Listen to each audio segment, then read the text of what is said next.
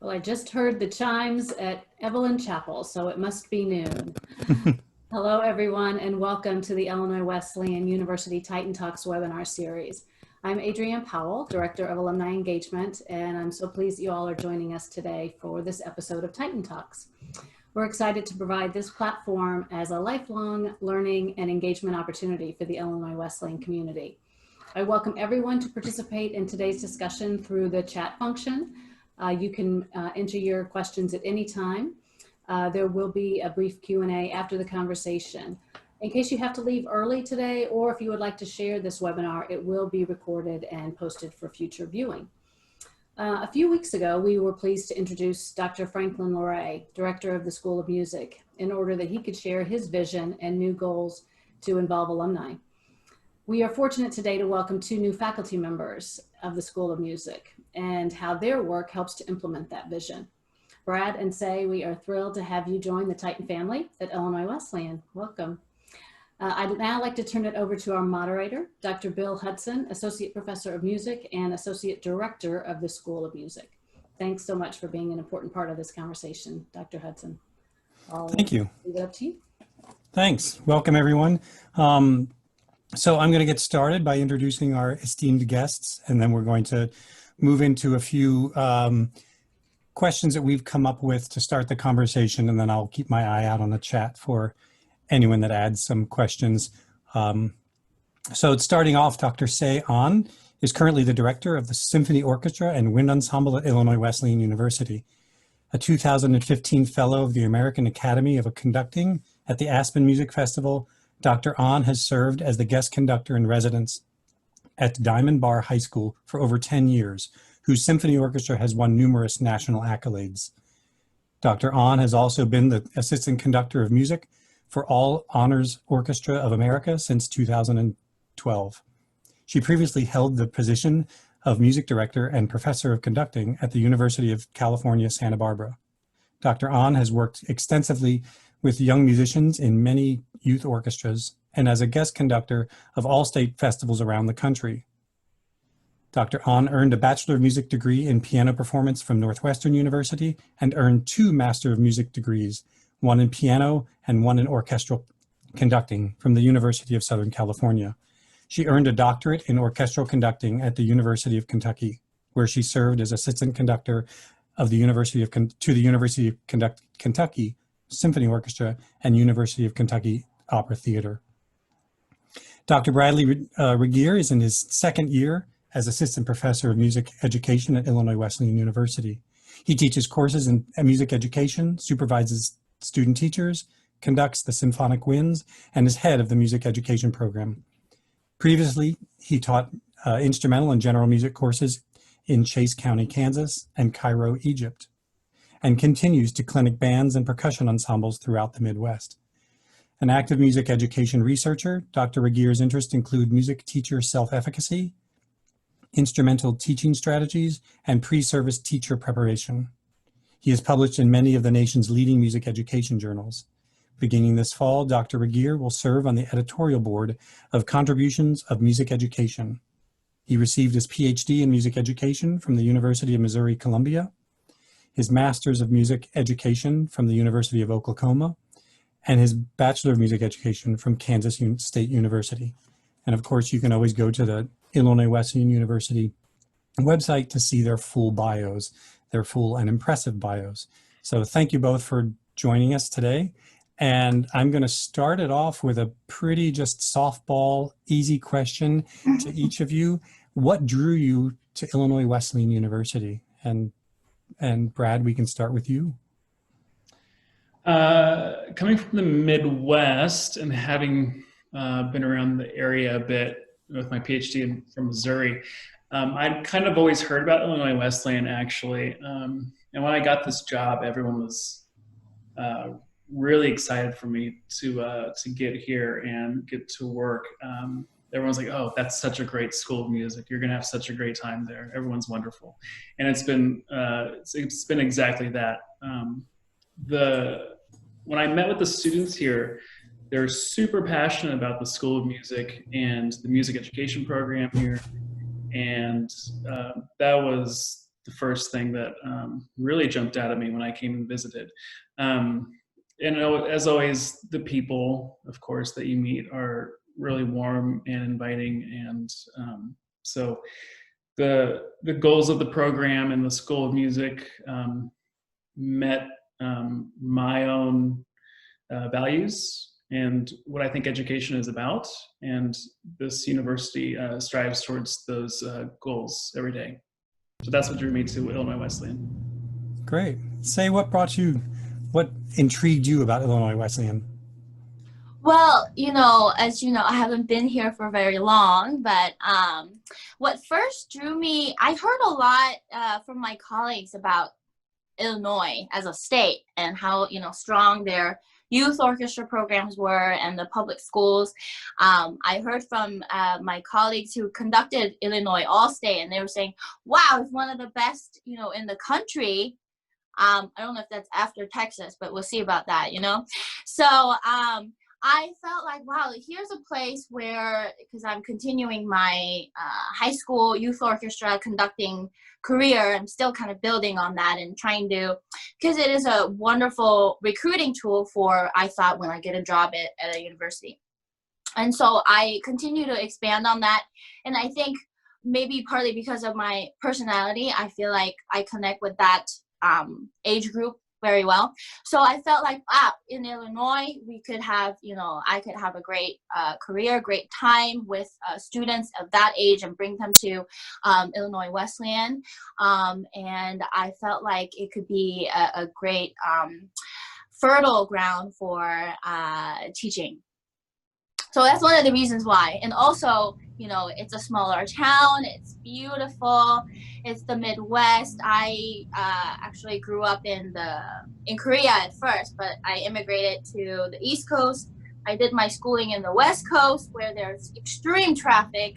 So coming to Bloomington, this is just a heaven. It's a haven for music making, for studying, for researching, for teaching young people, and inspiring them. It's sitting and not sitting in traffic for 2 hours every day. It's just wonderful. Yeah. Excellent. Wonderful. What has surprised you about Illinois Wesleyan, and particularly the School of Music, since you've arrived? And I'll just let either one of you jump in. Brad, would you like to go ahead? I think in terms of the School of Music, I would say the students' level of engagement and like social awareness and issues of equity in education, and how we can address those. It's a very specific thing, but it is something that I talk to my friends a lot about. I know it's a focus of the Educational Studies department here, and so that's something that has always jumped out at me and is kind of fascinating. And so we get to address those topics in every class. And so they see themselves as agents of change in education, which is really inspiring every day when I get to talk to the students about those issues. What else about the School of Music? I think the artistry here is really inspiring. From like yesterday, I was watching Dr. Ahn in rehearsal and just soaking in all of her rehearsal techniques, which was a lot of fun for me. And then getting to hear my colleagues practice all the time and do their recitals. It's really inspiring to be in a place where the artistry is at a high level. It's something you don't find at a lot of places. And so everyone is really engaged musically. And so that's been really inspiring for me, and it challenges me every day to come to work, and I just do my very best, of course, and do my best for the students. Yeah. What about you, Sey? Anything surprise you? Surprising. It already surprised me when I was here for my auditions. And it was not that long ago. And when I arrived, I remember thinking how incredibly involved the students were in the welfare of the School of Music. I was not like that. I was very selfish. I was thinking, what can the school do for me? What can it do for me? I'm paying all this money. And I didn't think to go, oh, how can what I can provide for the school better the entire, ensemble or everyone else, for example. And kind of that selfless attitude from the students was evident from when I talked to them during my audition process. The students' dedication, they were as dedicated as the teachers here. I would get, similar questions during my interview from the teachers, what are we going to do to better the school, or what can we do in the future, et cetera? What are our goals and visions? Students were asking me the same questions, and I thought, wow, here is, the next, group of this generation of people that's going to be out in the world leading the education process, and leading, where music is going in general, and all of that. And I just felt like in a lot of the bigger schools that I come from, I didn't see that. And I felt like this is a place where, as, a beginning teacher, or at a higher education, at a university setting, I'm going to get a lot of help from everybody. And this is a really cooperative group of people and an organization. So I felt like this is a place where I'm going to get a lot of support from everyone. And I know that there's a lot of help needed and a lot of networking, and it's a people project. Well, everything is in life, I guess. It's all about, people. And in music making too, I feel like when I strive to make better music, we have to be better people first and have that kind of connection and bond. And I felt like this is a real place, a special place that we can make that happen. Great. Yeah, we absolutely have amazing students. I've been here, this is starting my 9th year, and I'm always amazed that in 9 years, I don't think I maybe one time had to ask a student, did they actually practice? Most of them, if they had a bad week and ended up not practicing as much, they come in and the first thing they say is, Dr. Hudson, I'm sorry I didn't practice as much as I needed to. And I think, where am I? Who does that? But our students do, and they, yeah, so they're just amazing. And as faculty members, we can learn so much more from them. We learn as much from them as they learn from us. So, right. Yeah. So a reminder to all 66 participants that there is the chat open, and start peppering us with some questions. In the meantime, so Sey, do you have any conducting projects coming up, or events, or anything? No.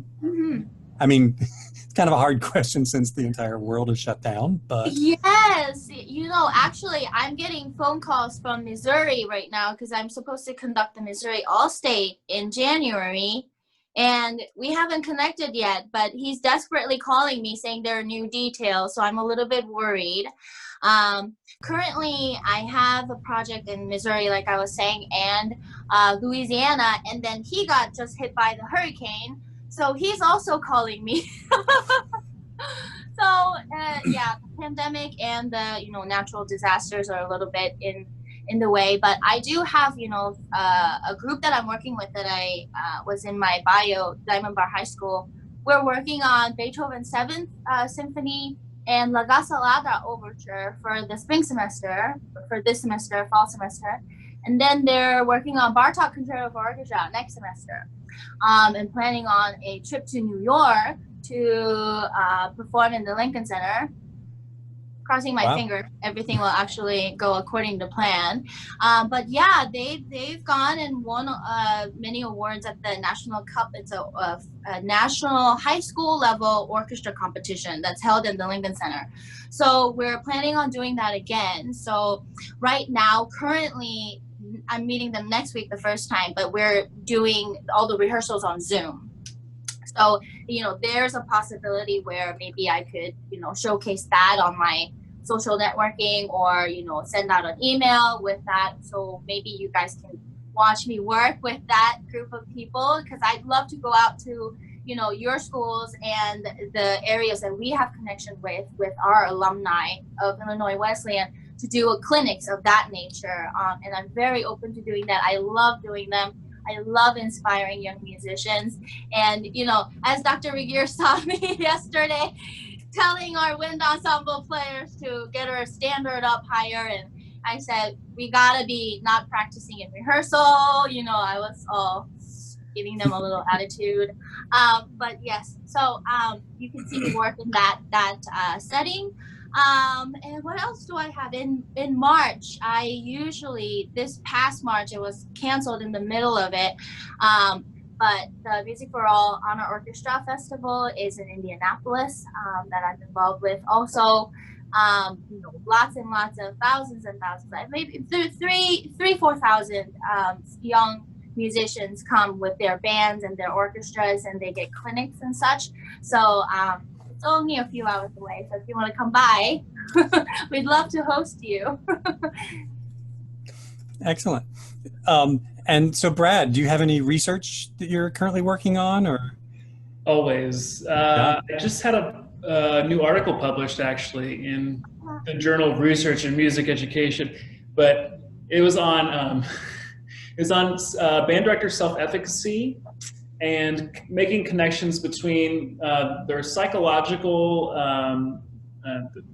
motivations for teaching and finding connections with their actual teaching in the classroom. And so that was a really interesting project, and I'm kind of laying some groundwork there in terms of band director self-efficacy and what it means for student achievement in the long run. Kind of pairing that with teacher trust in the students and teacher trust in parents and how that impacts student achievement. So that was really exciting to get that published. Right now I'm working on the project looking at choral, undergraduate choral conductor practice actually. So I'm usually in the instrumental world, but we did this project looking at instrumentalists and found some really interesting stuff about how students practice, how much time they're putting towards it, what their beliefs are towards practice, what do they find easy about it, what do they want to be challenged on more. And so now we're looking at choral conductors and kind of in the same light. So it's a replication study of that first one. So we're looking at that. And then we're trying to find ways, with a different project, we're looking at ways that we can bring creativity to more of the instrumental setting. So we're just starting that one out, but that's kind of a content analysis of these method books that teachers use a lot in their classroom and seeing what kind of opportunities there are for students to create out of those method books. So hopefully we can bring some more of that into the classroom and make recommendations for directors of, oh, I'm looking for X, Y, and Z, more composition, more improvisation in the classroom. What are my options? And so we're trying to do some of that work for them in a way. So those are some of the projects we have going on. But like Dr. Ahn was talking about, a lot of our conferences have been canceled or rescheduled. I was supposed to be in Helsinki in late July for a paper presentation, and that got canceled, of course. And so a lot of rescheduling going on with all this stuff. Hopefully it happens in the spring. We'll see what happens with all of that, but we'll see what happens with our conferences. Great. Helsinki. Wow. I was only supposed to be in Knoxville, but it still got canceled. Anyway,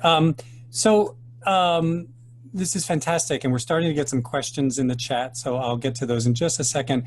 And I'm just going to throw out one last question before we move to the chats. What can you tell us about your pedagogical approach and strategies? How do you approach teaching undergraduate aspiring professional musicians? Is that for me, Bill? Either one of you. I guess I will go. Okay. For me personally, I feel like I don't quite remember what my undergrad teachers were like. You know, I'm coming straight from my master's, 2 masters and a doctorate. So I really think I treat them very like adults and I teach them to think like teachers already and like professionals. So as I'm teaching them, I teach them, so if you were the teacher and you had students in front of you, what would you say? you know, so asking them to think more critically. And as I'm teaching my conducting classes too, I'm, you know, teaching them from the point of view of the conductor. So if you were the conductor, what would you say? How would you like, if you were the instrumentalist, to see in front of you, you know, what you see? Would you like to see someone who's super stoic and boring and you might want to fall asleep? Or would you like someone who's interesting and energetic? Or, you know, for example, something like this. I was really impressed by, I made a trip to Germany to conduct the Landis Orchestra. It's a youth orchestra that travels. This particular one conducted by a very much older friend of mine.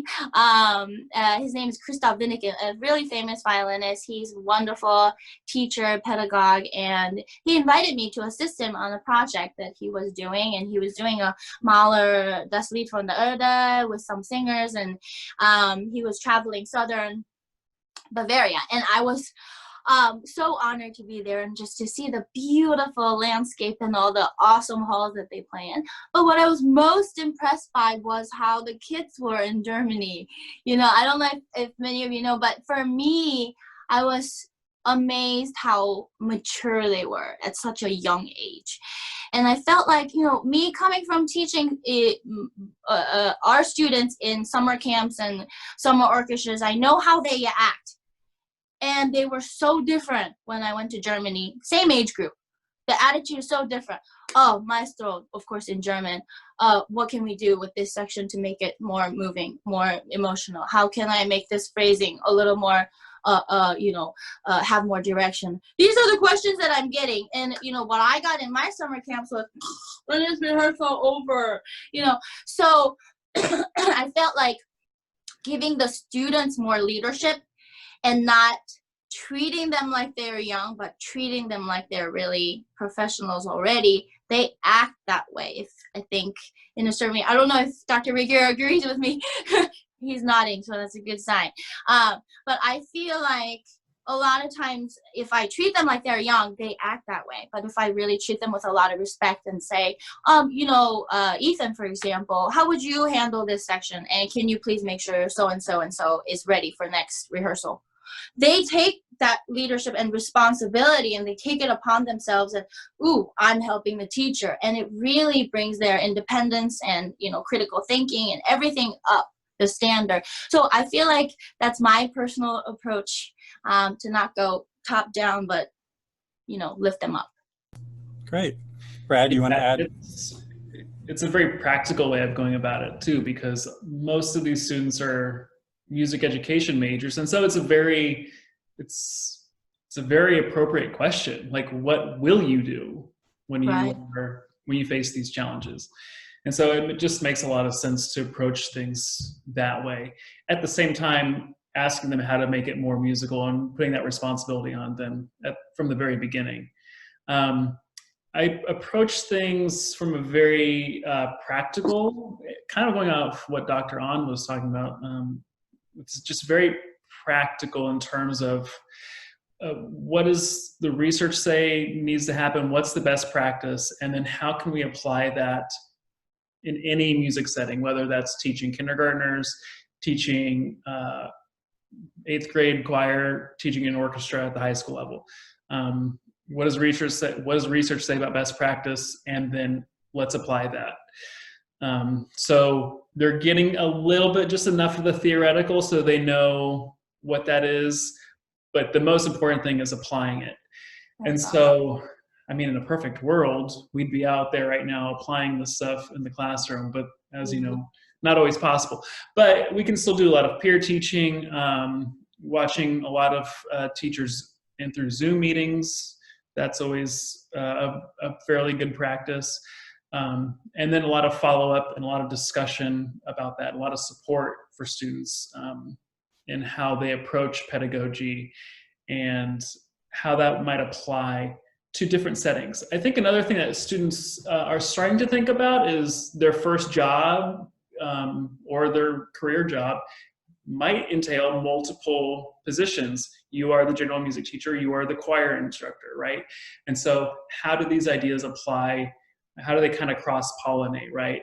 It's not just general music and it's not band, but it's just music, right? And so how do we get these ideas to apply in these different settings? And that's what Illinois licensure is for. And so we're trying to get students to think that way in a very practical manner. Fantastic. All right, we're going to move to a couple questions from the chat. We've been kind of dancing around the whole pandemic and what it's done to our professional lives and our teaching lives. And so one of our participants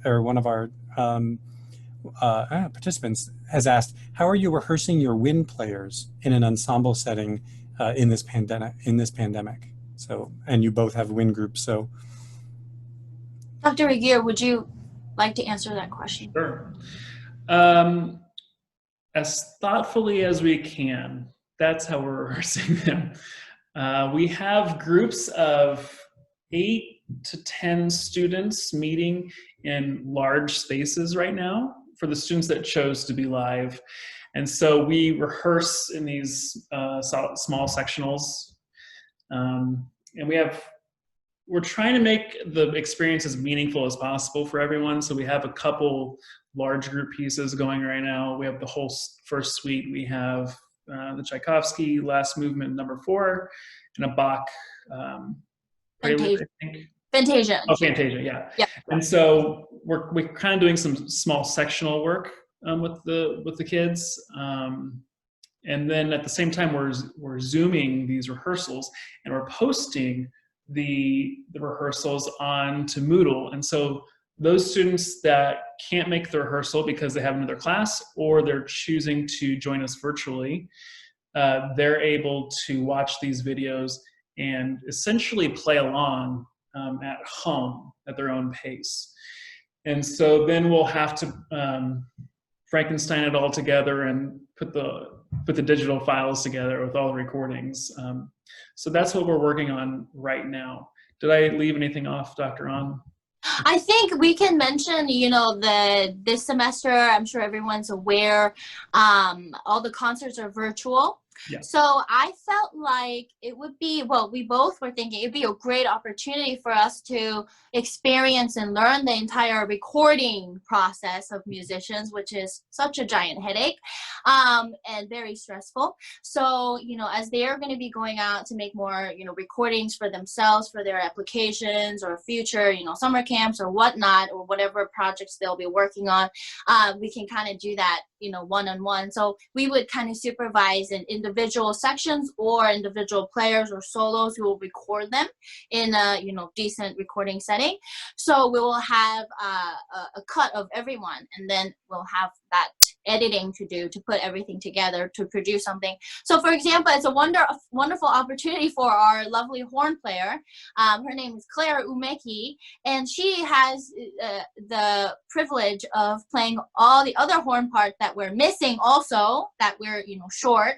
So she can do all of them, and, you know, we'll have, you know, 3 or 4 Claires in the recording, or, you know, a trumpet section can cover something else too, and etc. So I think it's a great opportunity to learn to be flexible, and also to how to, you know, cover other things and different instrumentation, orchestration. Oh, maybe we can take this section and put it here. I think this is what we can learn during this, you know, crazy times. So we're trying to make the best we can, and to make it, like Dr. Regier said, a really meaningful experience for everyone. Great. So we've got a couple different questions about recruitment. So I'm just going to summarize a few. Back in the 70s, there was a wonderful recruiter. The music school numbers are currently now far reduced than what they were in the 70s. Yes. And so basically the question is, how do you plan on successfully recruiting students? We heard a couple weeks ago that Dr. LeRae has a vision for the School of Music. So how do you two fit into that vision as far as to continue our recruitment efforts? Dr. Regier, if you don't mind I'll kind of start it off. I was thinking, you know, before the pandemic, when we got here, we're talking about, you know, doing a lot of clinics, guest conducting around town and also nearby schools. And in terms of growing, you know, the student body number, currently that would be the best option to be more visible in the high school level, and connecting with all the local teachers in the area, who is the powerhouse that's producing a lot of great musicians and music educators. Or, you know, for especially our school, we can also include all the other schools as well that, you know, also would like to play music.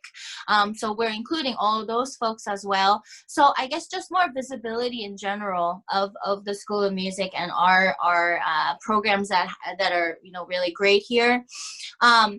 Before the pandemic, so I was thinking I'm going to reach out to everyone, you know, give myself pro bono, everyone, I am here, let's, you know, work together. And students were really interested and loved working with us. They would come and, you know, apply to the Illinois Wesleyan. But right now, you know, the physically going is difficult, but I'm hoping that through the help of our wonderful alumni who are here today, we can reach out to all those folks that we wouldn't normally have connections to, you know, people that you know or schools that you know that are looking for guest conductors, etc., or wants to make a connection with the university, because we do have awesome teachers here and awesome students who would love to do a Zoom sesh or talk about the school or talk about, you know, our programs here, or maybe reaching out to a professor here and taking lessons over Zoom or something like this would be a huge possibility. So I'm hoping to make that connection in this during the pandemic, in order to continue that recruiting process. It's the high school level that we really need to reach out to, obviously. So. That's a good opportunity to plug us, though. If you want us to come or to Zoom in and do rehearsal with your students, or to have our music education students work with, do like a sectional for your kids, or we just had a teacher in the area reach out and she wanted us to put together some instrument family videos for her kids to watch at Irving Elementary School. And so that was a really cool idea. And so we're doing that for her, some of the education students. So it doesn't have, you know, I get caught up in like, we're gonna do sectionals and we'll work with your groups. It doesn't have to be that. It can be these different far-ranging ideas of how you can incorporate our students to benefit your program too. So use us, any kind of idea that you have, let's hear it and let's do it. I don't see why not. I think reaching out earlier is going to be even more important, because I think we've talked about that there's more students coming up this year, more students took the year off, and so we'll have to reach out earlier this year than we typically normally would, which is great. I think the earlier we start making connections with students and making a one-on-one connection with them, the better. Great. So I've got more of a comment, but I'm going to allow you, either one of you or both of you, to comment on it. This is, as a working musician band leader, I believe some part of music history curriculum should incorporate some discussion on popular music from the early 1900s to present, which would benefit performances as well as education majors. Many students will find some work playing in different contemporary ensembles. Chicago has one of the top private party markets in the country, therefore many opportunities for all instrumentalists and especially vocalists. Do you have any comments with that, on that, the involvement of more contemporary literature? Sure. We love contemporary literature if we have the instrumentation to cover it, you know? So right now we're very limited in that regard, in our numbers, and also because of our certain shortages, it's hard to pick repertoire of such type. I feel like also we need a good variety of things. Yes, absolutely, you know, music from 1900 on is important, and I feel like a good balance is important. So that is smaller portion compared to the, you know, hundreds of years of music that we need to cover the masterworks that they need to know, you know, when they move on to grad school or when they go on to teach. So we can't do, you know, for example, Stravinsky or something even more, you know, popular, let's say, you know, I don't know, some Bernstein, things of that nature. Until we have done some Bach and some Mozart and some Beethoven, you know, we're getting students directly from high school who have done very little bits and pieces of here and there. So like to fill in the gaps and of course include the modern stuff as well. We're young, so we like newer music too. And that's something we address a lot in the music education curriculum is finding ways to incorporate that musical genre into the curriculum that they'll be teaching. And you're seeing more and more popular music ensembles starting to pop up in high schools. Not so much middle schools yet, but more and more high schools are starting to incorporate guitar class. Sometimes you hear it called modern band. Pop music class. It's, you know, so it's kind of this play off of jazz band with more of a foot into rock and pop. One of the exciting things about it is it incorporates a little more technology than what I was probably raised on, and probably Dr. Hudson, Dr. Ahn were raised on. And so that's one of the challenges in the music education curriculum, is making sure our students are prepared to use some of this technology, a little, just enough to be dangerous, so that when the principal comes to you and says, we'd like to incorporate this, you can say, I'm ready, right? Or you can apply for the job where they already have these classes in place. Like I said, you're seeing it more and more now, which is great because it brings more kids into music education and they're getting to express themselves and be creative, because it's truly the artistic process, right? Captured in one class where they get to create this music, they perform the music, and they get to respond to the music in a very meaningful way to them. And so it's a wonderful way to bring new students into the classroom and taking a step away from some of the more traditional types of music. Great. Yeah, the recording is, the abilities to record and things are really important, something to keep in mind. There was a question about, do we have a class in it? And we do. It runs on an occasional basis. I think the last time it ran was last spring of 2019, possibly. But you know, in this new pandemic world, now we're looking at almost everyone recording their own thing, and as you said, Frankensteining it together. So Yeah. there, as much as I don't like to say it, there may be some good things that come out of this pandemic, and one of them is fluency in technology. Yeah. There's some more, I think another positive thing that's coming out of all of this is there's less focus on performance, maybe, because it's just so difficult to do the level of performance that was happening before. And if it is performance, then it's more individual based. And so we're seeing a lot of teachers focusing a lot more on composition and chamber groups, and which is great because then that's more democratic and the students are more independent players in all of this, and they get to make more connections with other areas in their field. So you see more connection between music and history and music and literature. So all this, again, the cross-pollination is happening more and more because of the pandemic. It's sad, but there are some good things coming out of it, I think. Yeah. So we have another comment about formerly one of the most successful recruitment tools for many years was IWU summer music camps, and this predates me. The only one I'm familiar with is it's still ongoing, is the Chamber Music Festival. Apparently they were at Lake Bloomington, which sounds fun, and later on campus. So I know it's a little premature since we can't even invite people to campus now. But what are your thoughts about summer music camps for high school and middle school students to kind of get them, at least get their focus towards us a little bit? Do you mean here, Bill, here in Yeah, Bloomington? so that our faculty would host some of these. I see. So maybe a Yeah. percussion camp, or I will say the voice area has been talking about this, getting some kind of little voice camp for art Yeah. song or something. So what about? Absolutely. I think that's a fantastic idea. Actually, Dr. Nelson invited me to do a little session during the Chamber Music Festival this year. So I did a little clinic on basic conducting.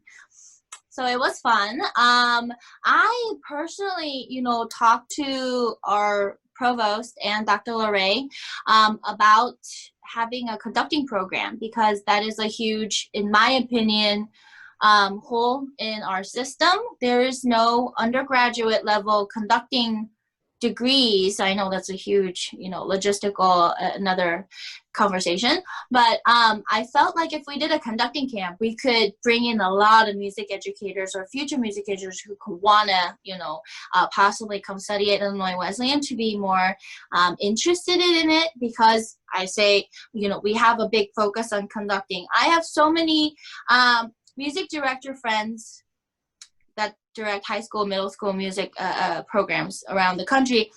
They really wish they had more conducting in their undergrad, because they come out and they're having to take clinics here and there once they get out, because they feel so inadequate once they come out having 1 or 2 semesters of conducting and no real practice rehearsing a group. And truly, rehearsing is the actual skill that you need to teach, in my opinion, because I don't know that, if you had Chicago Symphony, you need to necessarily rehearse them so detailed and, no, down bow there, up bow here, no, let's make your embouchure tighter, or whatever, we don't need to do that. But the real rehearsing, real teaching, as a music educator, I feel comes from real conducting and rehearsal experience. And that comes from practice. It's difficult to get that. So I'd love to have a program like that in the summer for music educators, for future conductors, for also people. Then we would have people playing in the ensemble also to host that event. So it would be it would be a great opportunity for recruiting. I think not just for one instrument, but for overall plus music educators. And we can expand on that and have a music education camp. I don't know, but that would be a fantastic idea. Could we add that on to the chamber music, or we can have a separate thing? I'm not sure, but it would be a huge golden recruiting tool. Absolutely. Well, I will say that you have already gotten a shout out in all caps. Great idea to host a conducting camp, and they even suggested one for church choir directors. So there is clearly interest. So Yeah. Thank you. Brad, do you have Might any? have some community members join. Yeah. Yes. Yeah. Let's see here. Other questions. There was another question. This is changing gears just a bit. What do you find most fulfilling about working in music? What about working with music students? So a little more philosophical bend, and I'll let you fight over the first response. I like the feeling of paying it forward a bit. I think a lot of music teachers would probably say that, like, everyone gushes about their favorite music teacher. And so I think in some ways we're all like trying to recreate that favorite music teacher that we had. And so the feeling of I was given this gift of and this love of music, plus my love of teaching, and so it's just very natural to want to pay that forward. And I fell in love with teaching teachers during my master's degree, and so it's very rewarding every day to watch these young people grow and to send them off, and they get to pay it forward and continue the cycle. Yeah, and I think America does a pretty good job of valuing music education as a whole too. Just from my travels and working in Cairo and getting to see how music education is taught around the world, we do a pretty good job with music education. So it's something that I'm really passionate about. Love to see our students' passion for it as well. Yeah. Sey, do you have any? Yeah, absolutely. I totally agree with Brad. It's Dr. Regier. I'm sorry, I keep using your first name. I had so much. I received so much until I got to where I am today, that I'm so desperately wanting to give it back, and also to continue receiving, but to give, and I think that's the special, blessing we have as music educators, because I don't know if it's common for all teachers. Maybe all the great teachers are like this, but especially music teachers, because I feel music is before language. It's before words. It's even closer to us. Our deepest emotions, our deepest thoughts, are what we are, as a humanity. Everything. I think it teaches us about who we are. What I love finding more about myself through music, but also at the same time, the fact that music is a language that really unites us all, and it's language before language itself. So I feel that it's the closest way to connect people, closest way to reach into the deepest parts of, our souls, to really bring it together. So I love that aspect of music. And it is a very powerful tool to heal, to love, to give back, all those things I think that we strive for in life, to become better people, better, community member, etc. So I think that aspect of music is what's truly, truly special and magical. So, yes. Wonderful. So this next question is directly for you, Sey. It's a question, who did you study with? I'm assuming, who did you study with conducting, and how did they shape your conducting and musicianship? Oh gosh, I had so many great teachers. I started the very first conducting, I'd say, oh gosh, I have so many people. But when I started basic conducting at Northwestern, I worked with Mallory Thompson, Wind Ensemble, Amy Wheeler, choral conducting, and then Victor Yampolsky on orchestral conducting. So that was a wonderful experience that got my feet wet in conducting, and we call it the conducting bug. Once you do it, it's like, whoa, you feel that excitement and energy and your blood boiling, and it's just a fantastic experience. You should all try it once. It's great for your health. But yeah, I went to USC seeking to study with Daniel Lewis, who was supposedly, who had been retired for like 12 years by the time I got there, but he was the big name back then. So, and I knocked on the door of Larry Livingston, who's been my mentor for, 10 years, 12 years now. Larry's been a huge helper, friend, angel, godfather, I don't know. He's been everything for me. He's gone out, gotten gigs for me, talked about me everywhere. He's just that awesome teacher who promotes you like you are himself, So I had a teacher like that who was so giving, so selfless.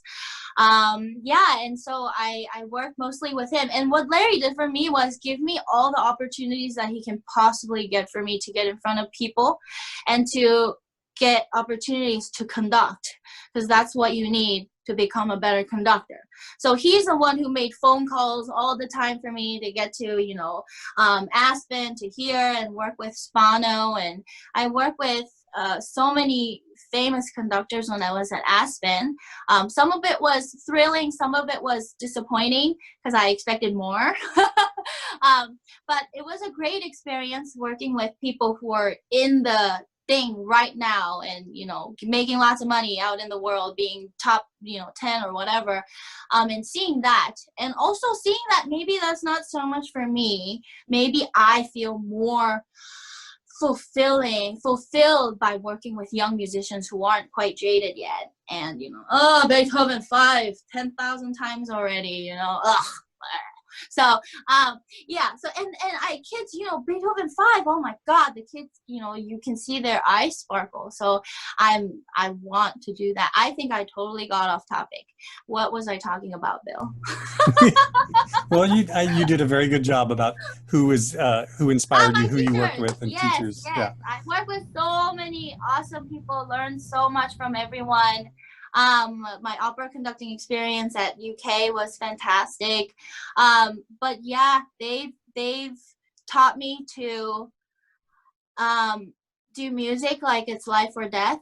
But before music, the people are the most important. So you conduct people and you love the people and you'll get the music you want. So I think they set that priority for me to not go, I need this to be like this, but can we do it like this, and let's do it better, you know? So that I think is a huge,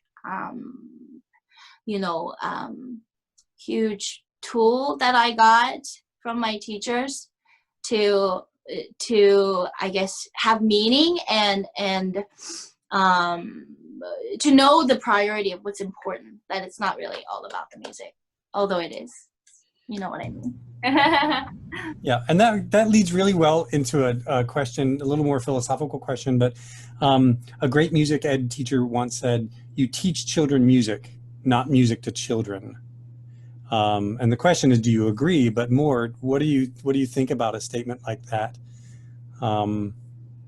Ooh. Dr. Regier, this is a hard one. You take it. Yeah, I don't know if it's a hard one. I mean, children are just full of them. They come to us with music already, and so. Yeah, I'm always struck that, you know, we all dance and bop when we're 3 and 4 years old and stuff, and then when we get to school, we're told to sit quietly and listen to music. Yes! It's like, why can't we do what Right. we react It's just to it? fascinating, isn't it? Yeah, it is. Yeah. So there is another comment. There's a great value for undergrads to see and hear returning alums as guest performers and holding concerts, lectures, master classes on campus. And he says, I'm one among this group that's willing to do this once we open up again. And we did have a kind of a pre-written question about what ideas do you have to get alums more involved in the School of Music? And we've touched on it a little bit earlier.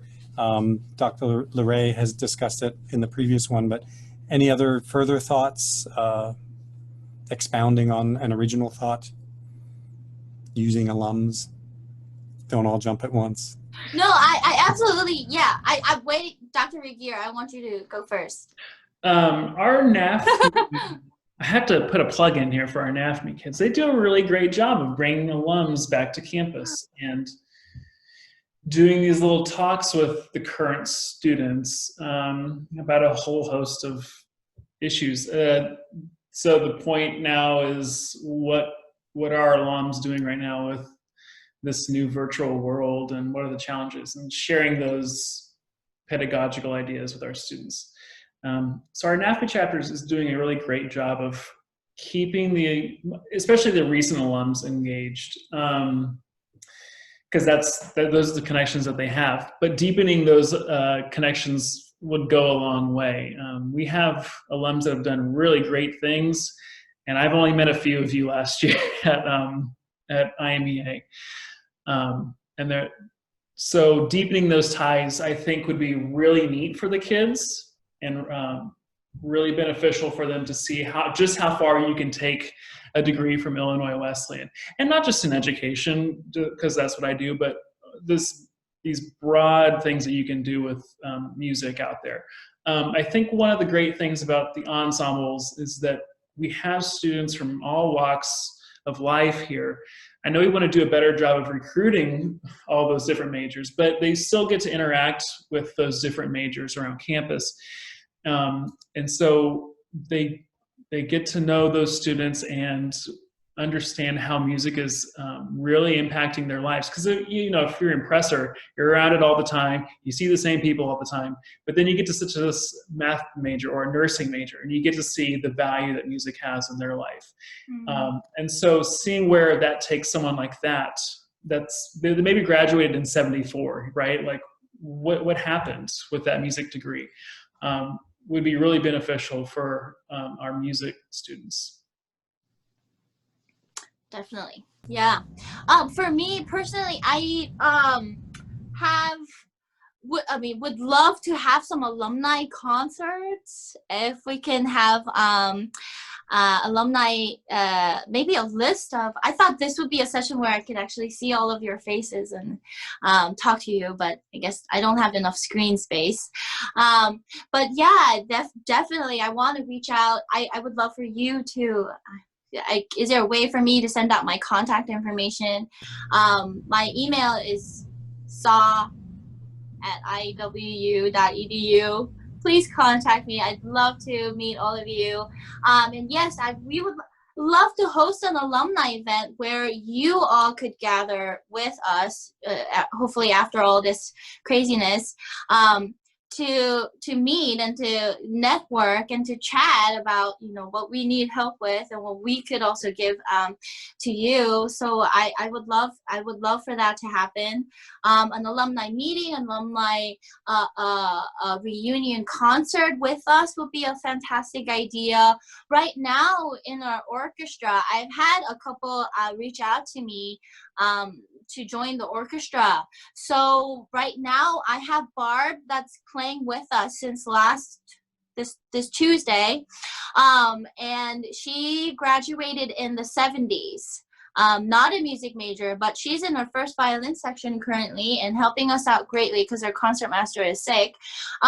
But right now, we would love to have just bigger numbers because there's so little repertoire that we can do with a few violins, you know. If we had, you know, 3, I don't know, you know, Sarah Chang's, we would be able to do it. But right now, we don't. So bigger the number, the easier it would be. And the more opportunity the kids have to play real bigger repertoire.